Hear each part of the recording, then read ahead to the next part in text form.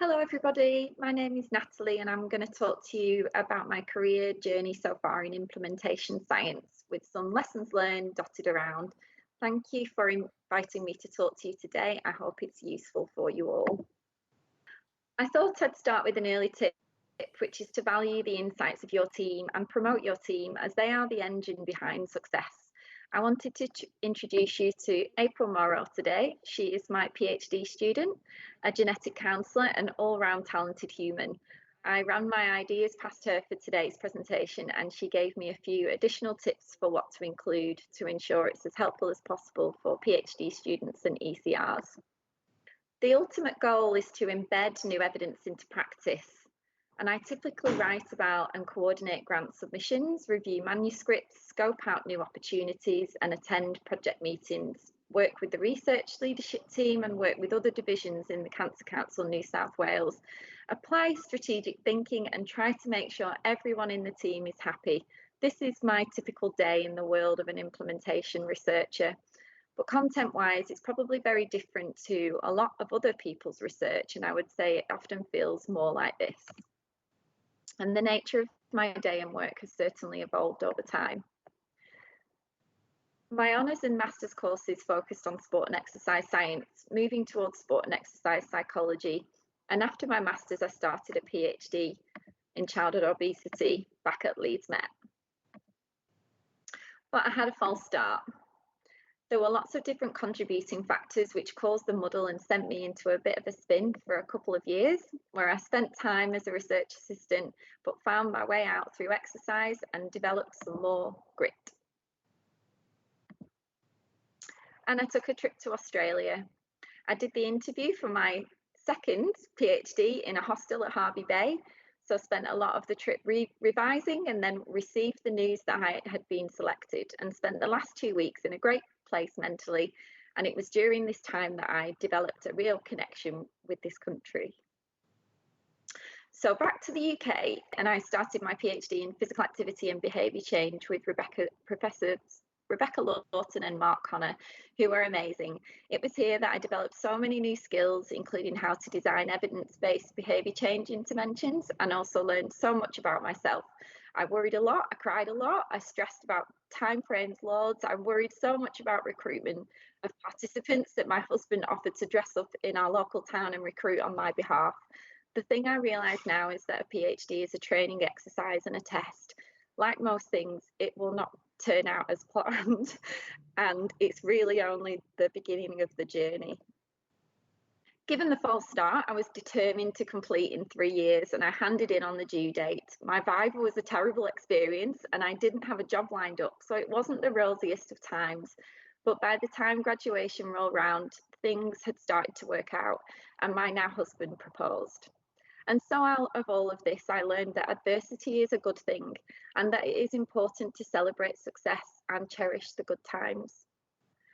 But for academic related lessons, my main take home would be to take opportunities and if you can, learn some sought after skills. I really challenged myself to learn how to do a meta-analysis. I thought everyone must know, so I should probably try to learn. And it was really hard, but without realising, I turned out to be one of the few people in my department who knew how to do them. And as a result, my supervisor approached me to get involved in another meta-analysis. This is really hard work on top of everything else, but it turned out to be an extremely well-cited article and the most cited in the entire journal. My PhD meta was also published with pretty good citation rates. And as you can see here, my top 4 most cited articles are meta-analyses. Being skilled in a complex or sought after method is great for reputation and collaboration too. One of the other things my PhD helped me to understand was that I wanted to make a meaningful contribution to society through my research, and that I was really interested in people and what drives their behaviour.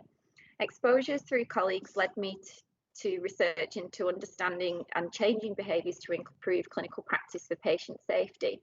This work introduced me to the hospital system and an entirely new and extremely complex dimension of behaviour change.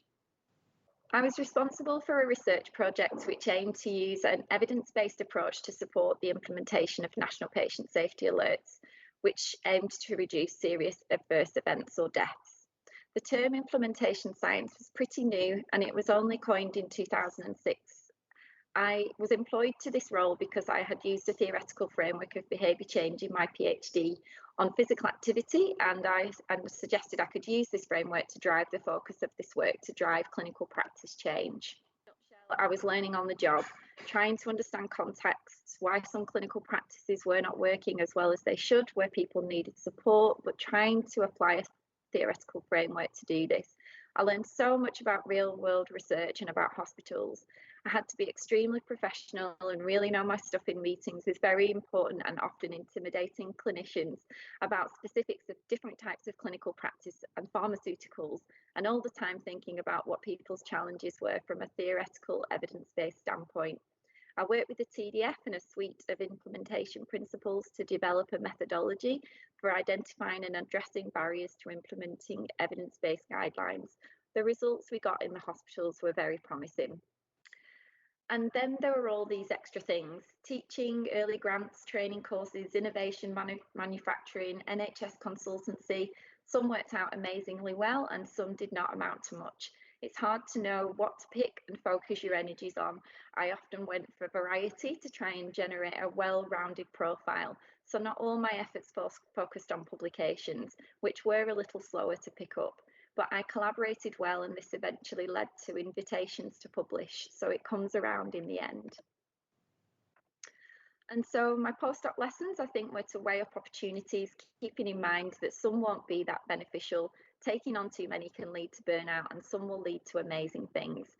And although she was also my PhD supervisor, I stuck with Rebecca Lawton as an academic mentor, and she really was such an amazing advisor to me. I learned so much from her and we still collaborate today. And my third tip would be to develop an impact strategy. I did not know this at the time, but I will come back to it. And then I made the big leap after my postdoc position and moved to Sydney, working with the Australian Institute for Health Innovation with Jeffrey Braithwaite for 3 years, and then on to the Cancer Council New South Wales. Lots to unpack in terms of making big life and career choices, but we've only got 10 minutes. And so, as I mentioned, implementation science was a relatively new term when I started working in this field. And what I noticed then and still notice today is that it is still a bit of a mystery to many. To get us all on the same page, I thought a description would be helpful. And in some ways, this is really my take on it. So implementation is the attempt to get evidence into practice somehow. Healthcare professionals are tasked with this all the time, and even though we don't know enough about the approaches they take, it's hard to figure out what works and what does not. Evidence-based implementation is where theories or frameworks are specifically used to translate evidence into practice. This is on the rise, but it's often tricky to know the extent to which frameworks have been applied, as people often don't record what they did. So it's hard to move the evidence base forward for the impact of these frameworks. And implementation science is the scientific study of methods to promote the uptake of research findings into routine healthcare. And I provide training and evidence-based implementation, and also study the things in the funnel, including the impact of context on the success of evidence-based implementation approaches. And process evaluations can help to unpick all of this, particularly if they run alongside trials. And emerging from all of this has been my curiosity around the tacit knowledge healthcare professionals bring to implementation, which has led me to do a lot of thinking about the concept of intuition, the role it plays in implementation, how successful it can be, and how it aligns with theoretical recommendations for evidence translation. And so through my work to date in this field, I think I have learned it is important to know your stuff and respect your stakeholders, as it helps you to build a good methodological reputation and gain respect in clinical circles, and also ensures your research is going to be impactful. On the right here is Susan Morris, my long-term consumer partner, who is a director at Lynch Syndrome Australia. I frequently check in with her to invite her to input in various aspects of our work, particularly intervention development.